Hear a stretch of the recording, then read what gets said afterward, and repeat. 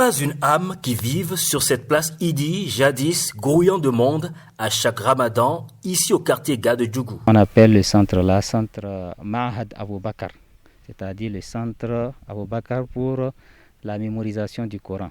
C'est la cour là qui servait de place de prière pour les fêtes, mais aujourd'hui il n'y a personne. Malgré l'avènement de Covid-19 et la fermeture des lieux de culte, la célébration de l'Aïd el-Fitr a lieu en cette année 2020, mais dans les maisons.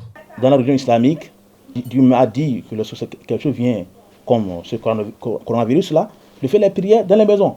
On a la même récompense comme on l'a fait dans les lieux publics. Donc il n'y a pas de différence. Parmi les consignes de la fête, c'est de faire les deux rakas de prière le matin. Imorogounou Seibou et sa petite famille ont sacrifié à leur manière à la tradition. Je n'ai pas été à la place d'Idi, mais j'ai passé la prière avec la famille ensemble ici.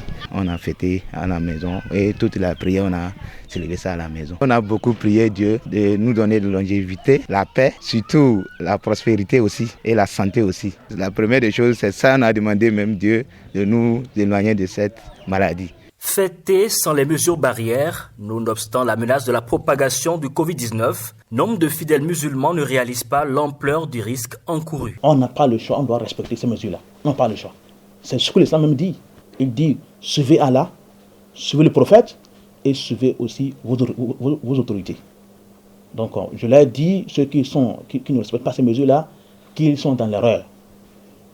Ils n'ont qu'à respecter les consignes prises par le gouvernement, que ce soit le port des masques, respecter la distanciation et aussi prier dans les maisons jusqu'à lever ordre.